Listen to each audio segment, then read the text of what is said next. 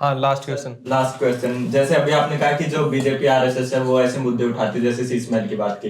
Political science या जैसे social science में भी एक कॉन्सेप्ट है इनइक्वालिटी का, जो हम देखते हैं कि इनइक्वालिटी कंपैरेटिव लेंस से देखी जाती है, रिलेटिव लेंस से देखी जाती है एक तरीके से।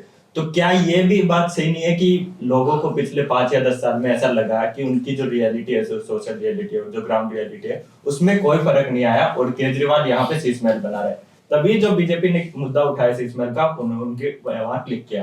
तो क्या ये नहीं है कि बीजेपी जो रियलिटी है उसको एक्सप्लॉइट कर रही है, या फिर कुछ और है? वही कि सारा पार्टी उसमें सिर्फ बीजेपी, आप और क्यों? बीजेपी वाले जहाँ पावर में कहाँ रह रहे, वो महल में नहीं रह रहे?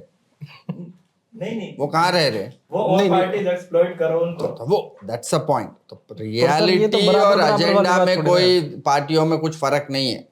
बीजेपी का ये कैपेसिटी एक्स्ट्रा है जो आरएसएस का जमीनी तौर पर उठने का, कि लोगों का जो deep subconscious psychological state of mind को पकड़ पाए, जिस वजह से उनको ज्यादा से ज्यादा गुस्सा जिस चीज पे आएगा उस इश्यू को वो टैप कर पा रहे। और बहुत लिव्ड है वो। देखिए उनका कोई पॉलिसी वो नहीं रहता, जैसे राहुल गांधी का आइडियोलॉजिकल रहता, इनका आइडियोलॉजिकल नहीं रहता, लिव्ड एक्सपीरियंशियल रहता। शीश महल बना रहा, कोरोना का समय शीश महल बनाया। सोचने में एक आम आदमी को दूसरे तरफ आप दोनों को कंपेयर करो, दूसरी तरफ कहेगा कॉन्स्टिट्यूशन खत्म कर, वेरी डिफिकल्ट टू रिलेट। समझने में कॉन्स्टिट्यूशन खत्म मतलब है क्या, उसकी इमेजिन करने में, उसका एक लिव्ड एक्सपीरियंशियल नहीं, ये बहुत एक्सपीरियंशियल आपका करीब, आप समझ सकते हो कि हाँ प्रैक्टिकल बात है, प्रैक्टिकल। हमारे समय पे कोरोना जब हम सफर कर रहे हैं, बहुत सिनेमैटिक है, पर सिनेमा वाले है पूरा थिएट्रिकल फॉर्म में वो शीश महल बना रहा, वो दिख रहा है, ऐसा तो लगता बॉलीवुड का प्राण और उसका सभी में ओम पुरी उसका इमेजेस आते हैं ना, लोगों को तुरंत गुस्सा आने रिलेट होता है, गुस्सा आता है, इमोशनल ड्राइव एक आता है।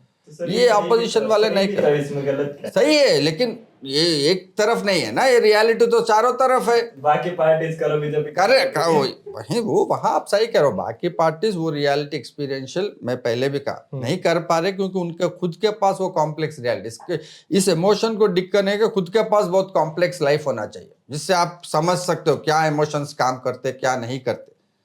ओके सर, नहीं बिल्कुल थोड़ा सा अलग क्वेश्चन है। मैं कहीं पढ़ रहा था कि जैसे गांधी के बारे में पढ़ रहा था, तो वहां पे एक सेंटेंस आया था कि पॉवर्टी है वो आप एक्सपीरियंस नहीं कर सकते, हाँ, आप सिंपल लाइफ जी सकते हो, क्योंकि पॉवर्टी के साथ आता है एक जो हेल्पलेसनेस का एक, हाँ, आज जो क्लास में बात की, पावर ही नहीं है कि आप चाह के भी कुछ नहीं कर सकते। हाँ। और एक जो गांधी ने जो लाइफ जी थी वो सिंपल लाइफ जी थी, फ्रूगल लाइफ जी थी, बट उनके पास पावर बहुत थी।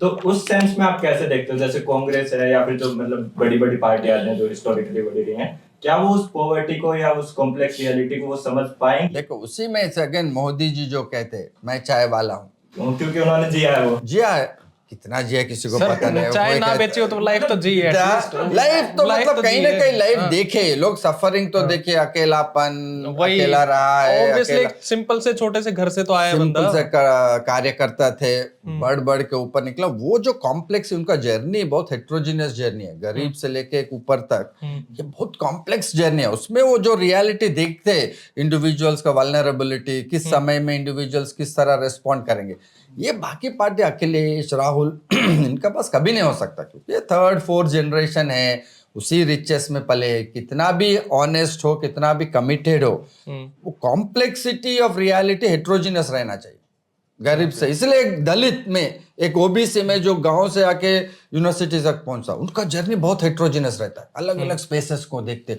उनका इंसाइट कमाल कर रहे थे। जब हम लोग बात करते, इसलिए मैं दलित और ओबीसी बच्चों को ध्यान से सुनता हूँ।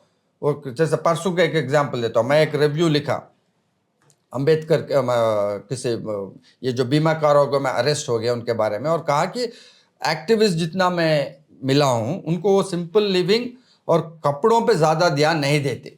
ये मैं एक एडमिरेशन में कहा। तुरंत एक दलित स्टूडेंट यहाँ बैठे थे, वो बोल के हमारे पास वो प्रिविलेज नहीं है, हम अच्छे कपड़े नहीं पहने तो हमें कोई देखेगा नहीं, इसलिए अंबेडकर 2 पीस सूट में हमेशा थे। ये इनसाइट हम लोग को नेचुरल नहीं मिलेगा क्योंकि आप सोच रहे हो कि अपने प्रिविलेज से प्रिविलेज छोड़ रहा है तो ग्रेट है, लेकिन दलित बच्चा कह रहा है कि हम प्रिविलेज छोड़ने के लिए, वो प्रिविलेज है ही नहीं हमारे पास, छोड़ेंगे क्या? एग्जैक्टली। तो इसका मतलब ये है आपका सैक्रिफाइस में भी प्रिविलेज है आपका।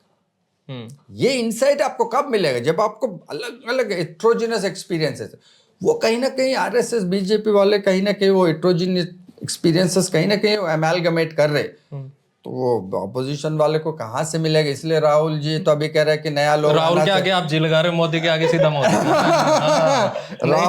राहुल कहीं ना कहीं कह रहा नया लोगों का भर्ती करना चाहिए कांग्रेस में। कब मुलाकात हुई थी आपकी राहुल की लास्ट टाइम? अगर उस ढंग के हेट्रोजिनस लोग आ गए कांग्रेस में, फिर बात बदलेगा। तो ये ओपन एंडेड प्रोसेस है।